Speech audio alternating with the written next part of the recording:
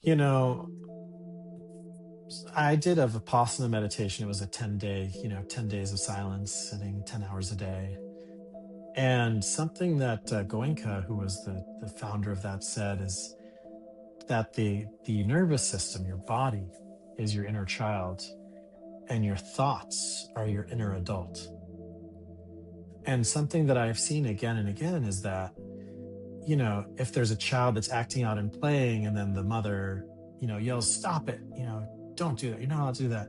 The child's like, "Oh, okay."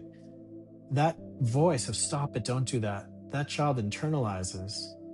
And then if they see their little brother or sister dancing, they'll say, "Stop it, you can't do that." Right? That now they've become the adult. But then also they'll do it to themselves.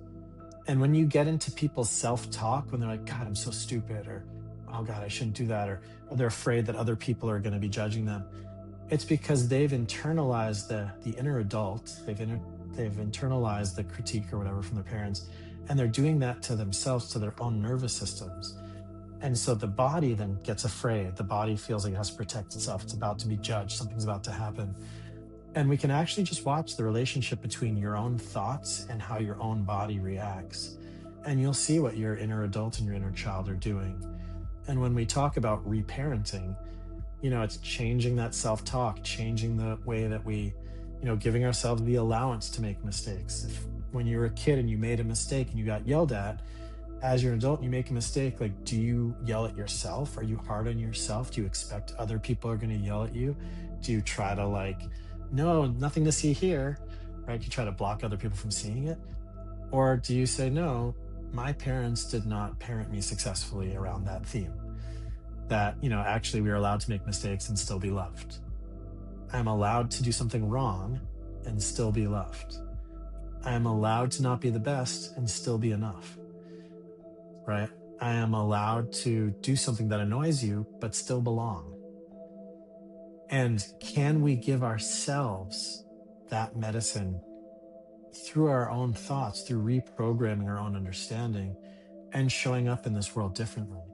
Because what I've seen happens fairly consistently is that we will seek out relationships, partnerships with people, and and there will be people that are reflections of that inner adult or those inner traumas, right? If somebody was messaged and that as they were a kid that they're not enough, that they're not lovable unless they do what they're supposed to do, and they treat themselves that way, they'll find a partner, right? A relationship partner who also treats them like they're not enough unless they're doing what they're supposed to do.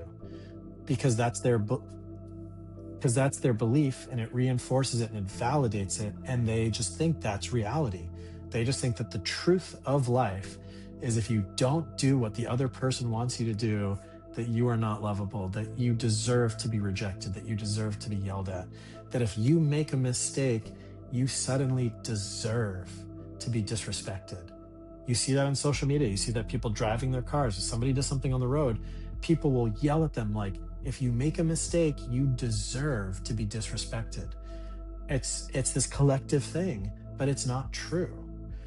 And we do it to ourselves, and we invite people into our lives that do it to us.